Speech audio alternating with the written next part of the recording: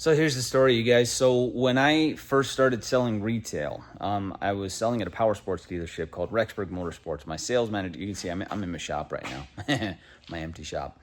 My sales manager, his name was Todd. Super nice guy, super fun to hang out with. Good sales manager. Could tell that I was a little uncomfortable. It was the first time that I'd ever been doing sales in front of a customer, like in a retail space.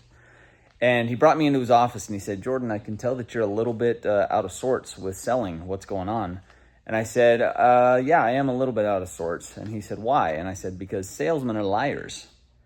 That was my own fear, my own trauma, right? My own programming from my past.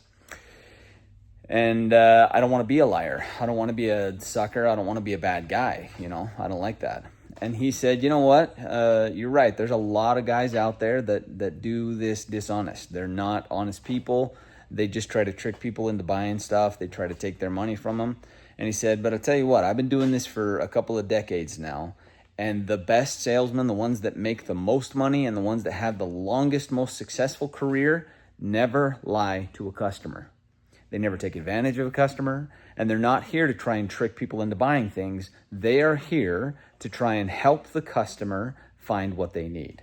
He said they get behind a product that they believe in, and all they're helping the customer do is see how it meets what they came after.